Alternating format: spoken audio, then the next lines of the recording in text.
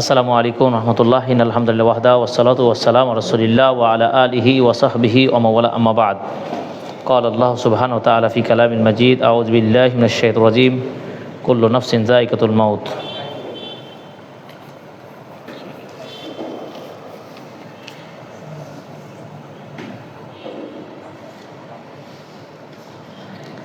প্রশংসা মহান আল্লাহ সুবহানাহু ওয়া তাআলার, যে রব্বুল আলামিন আজকে হানজালা রাদিয়াল্লাহু তাআলা জামে মসজিদে জুমার খুতবা পরবর্তী প্রশ্নোত্তর পর্ব সেশনে অংশ নিতে পেরেছি। এই জন্য আল্লাহর প্রশংসা আদায় করি, আলহামদুলিল্লাহ। দরুদ ও সালাম বর্ষিত প্রিয় নবীর প্রতি সাল্লাল্লাহু আলাইহি ওয়াসাল্লাম।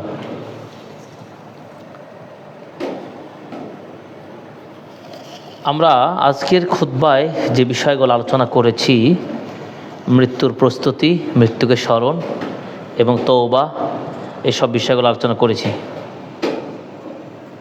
আমরা কিছু প্রশ্নের উত্তর দিয়ে শুরু করব ইনশাআল্লাহ। প্রথম প্রশ্ন হলো, একজন মুসলিমের উপরে কতটুকু ইলম অর্জন করা ফরজ?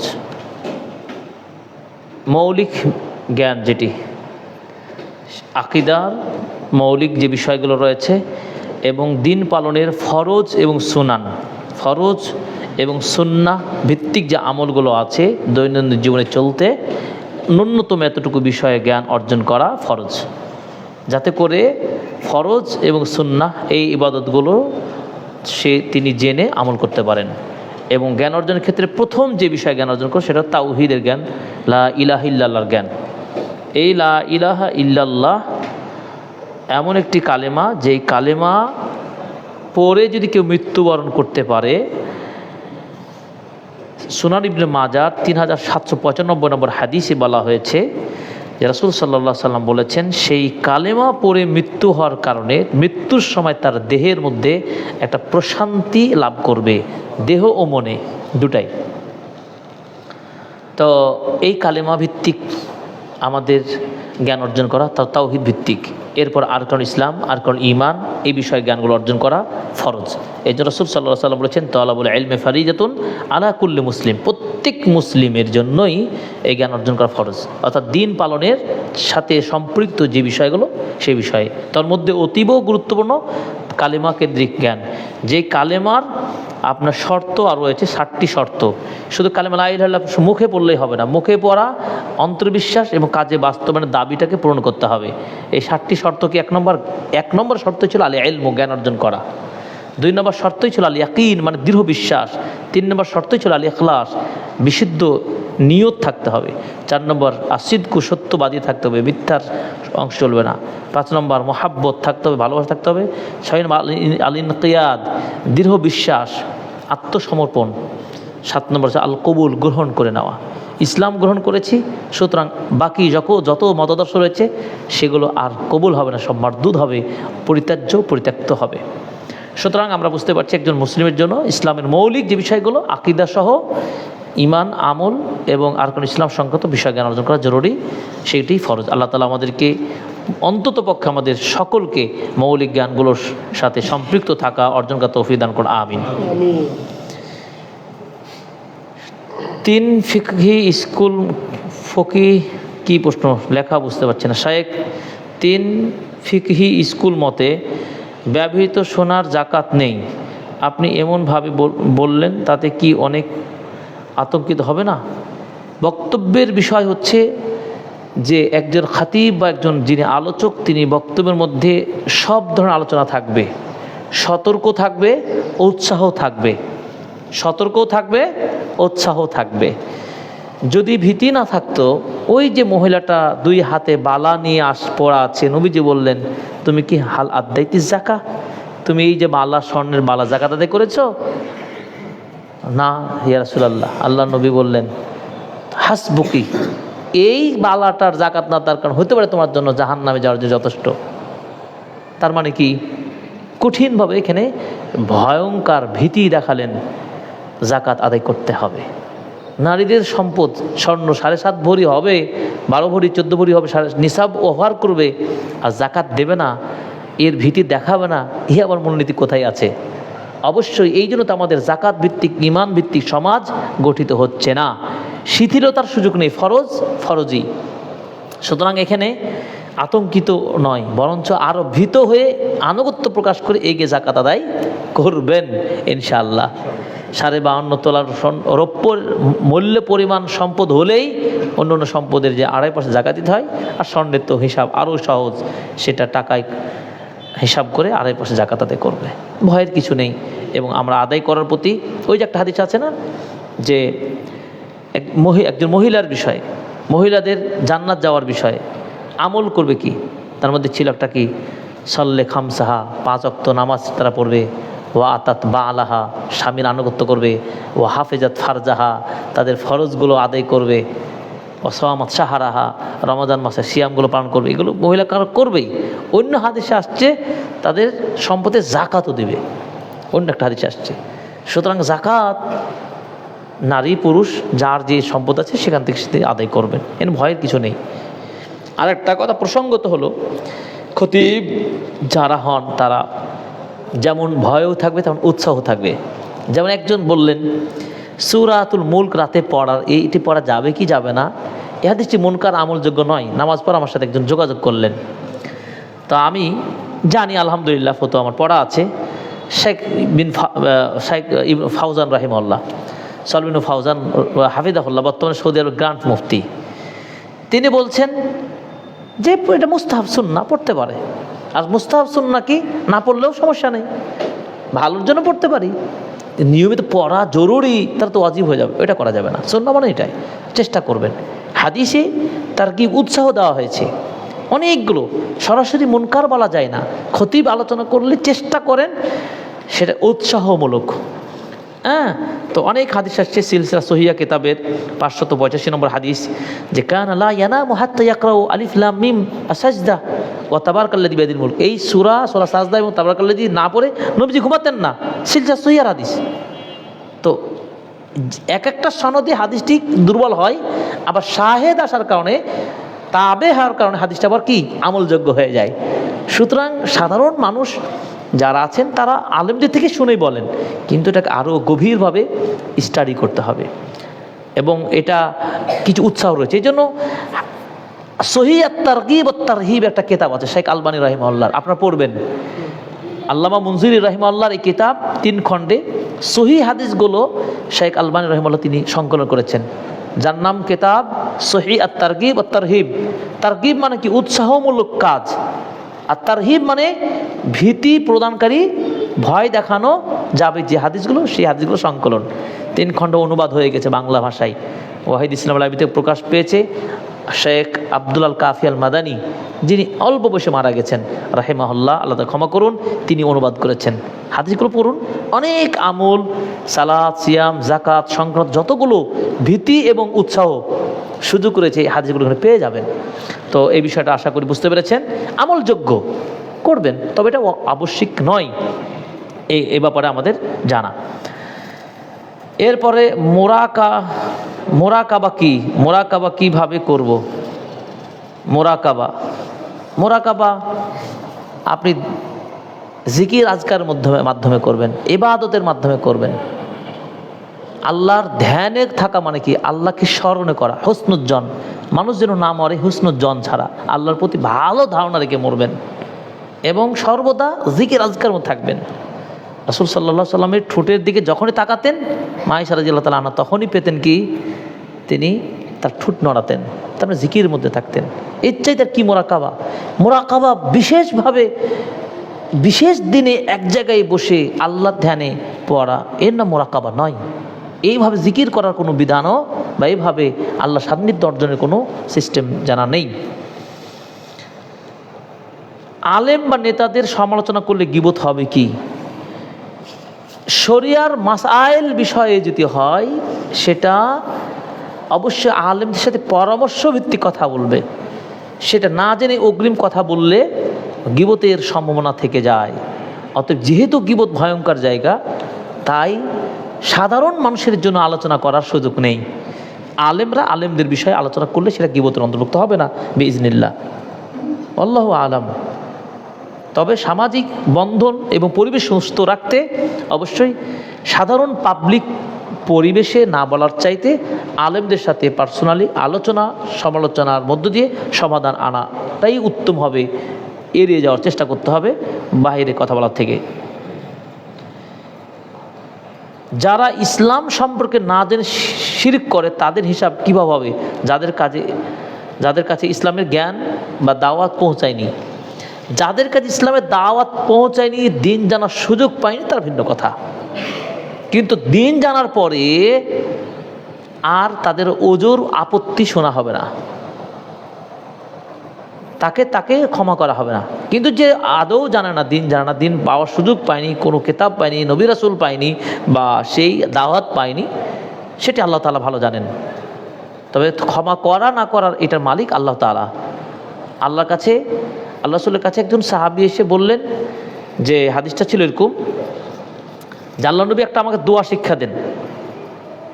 তো রাসূল সাল্লাল্লাহু আলাইহি ওয়াসাল্লাম তাকে বেশ কিছু দোয়া শিক্ষা দিলেন।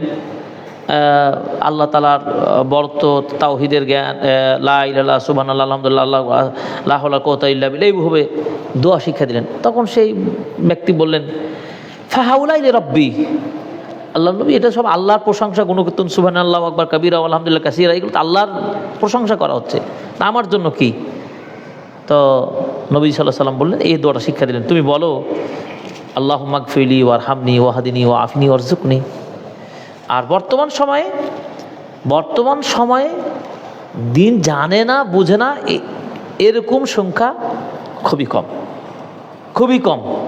সুতরাং ক্ষমা করবে কি করবে না এটা আল্লাহ তাআলা ভালো জানেন। তবে প্রশ্নের সম্মুখীন হওয়ার সম্ভাবনাটা বেশি থাকবে, কারণ সে কিন্তু জানে, সবই বুঝি। যে লোকটা সবই বুঝে, প্রযুক্তি বুঝে, সব বুঝে, দিন ধর্ম পার্থক্য বুঝে, তারকে দাওয়াত যায়নি, এটা কোন কথা? যাই হোক, বিষয়টা গায়েবী বিষয়, আল্লাহু আলাম। আমরা পূর্ণাঙ্গভাবে এটা বলতে আমরা সক্ষম রাখি না, বলার উচিত হবে না। অনেকে আছে যারা ফরজ সালাত আদায় করে না, অথচ বিপদ আপদ পড়লে বা শয়তানের ওয়াসওয়াসা থেকে বাঁচতে আয়াতুল কুরসি, সূরা ফালাক, নাস পড়ে থাকে। তাদের এই পাঠ কবুল হবে কি? একইভাবে সে ব্যক্তির ঈমান আছে, এটা বলা হয়। পুরোপুরি ঈমান চলে গেছে এমনটি নয়, অস্বীকার করে না। অনেকে ভ্রান্ত মতবাদ যারা বিশ্বাস করে তারা কাফের বলে দেয়, বা সে দিন পালন করে না। কিন্তু এটা কিন্তু আহলুস সুন্নাহ ওয়াল জামাআর লোকেরা বলতে পারে না, কারণ সে মাঝে মধ্যে নামাজ পড়ে, আল্লাহর কালাম পড়ে, আয়াতুল কুরসি পড়ে, নাস ফালাক বিশ্বাস করে, পড়ে। তবে অপরাধ করা না পড়ার কারণে জুমা না, হয়তো সালাত পড়লো না, বা অন্য ইবাদত করলো না, এর জন্য সে গুনাহগার হবে, এই গুনাহে তার শাস্তি হবে। কিন্তু সে যতটুকু আল্লাহকে স্মরণ করছে, দোয়া করছে, এর জন্য সব পাবে, এটা রাজা প্রত্যাশা রাখতে পারে, অবশ্যই রাখতে পারে। তবে যদি জেনে শুনে ফরজ ত্যাগ করে সে লোক, শুধু দোয়া পড়ে, তাহলে সমস্যা আছে। সে অস্বীকার করছে, তার সমস্যা আছে। তো এই ধরনের পর্যায়ে পৌঁছে না সাধারণত যারা এই সূরা কালামগুলোর আশ্রয় নাই, দোয়াগুলো পড়ে, সে বিশ্বাস করে, কিন্তু তার অবহেলা, অলসতা রয়েছে। এইটা থেকে তাকে তওবা করতে ফিরে আসতে হবে, এবং আল্লাহ চাইলে অবশ্যই কবুল করতে পারেন। এটা কি কবুল একইভাবে গায়েবী বিষয়।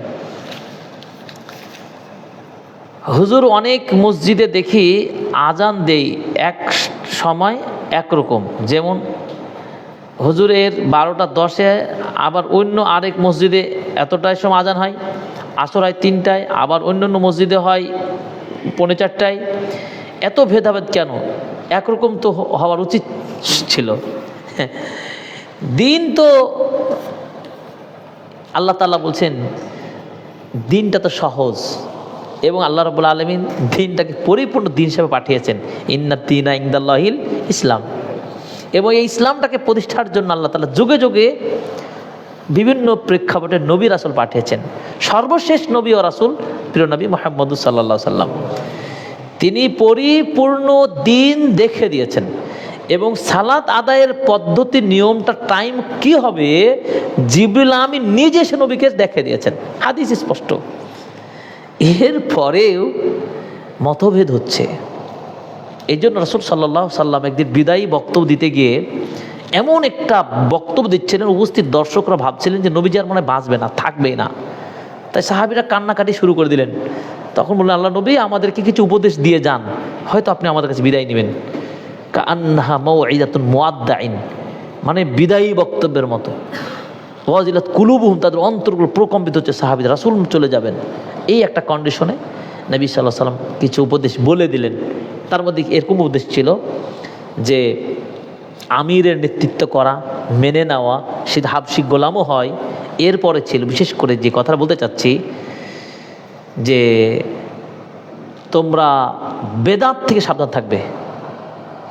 ওয়া ইয়াকুমুল উমুর মুহদাসাত, বেদাত থেকে সাবধান থাকবে এবং আমার এই সুন্নাহকে তোমরা আঁকড়ে ধরবে এবং আমার পরে ওয়াল খুলাফায়ে রাশিদিন মাহদিয়িন, খুলাফায়ে রাশিদিনদের মতাদর্শ, জীবন দর্শন তোমরা শক্ত করে ধরে রাখবে। যদি ধরে রাখতে পারো তাহলে তোমরা পথভ্রষ্ট হবে না। তো ঘটনা হচ্ছে যে আমাদের সুন্নাহ এবং রাসূল এবং তার খলিফাদের সুন্নাহ মানহাজটাকে এবং সর্বোপরি সালাফদের মানহাজটাকে পরিপূর্ণভাবে না বোঝার কারণেই আমাদের মধ্যে মতানৈক্য, মতভেদ সৃষ্টি হয়েছে। তবে তাদের গ্যারান্টি, তারা ঝুঁকির মুক্ত থাকবে ইনশাআল্লাহ যারা কোরআন ও সুন্নাহ ভিত্তিক এবং সালফে সালেহিনদের বুঝ অনুযায়ী জীবন চলাবে এবং সালাত আদায় করবে, টাইম ফলো করবে, আউয়াল ওয়াক্তে পড়বে।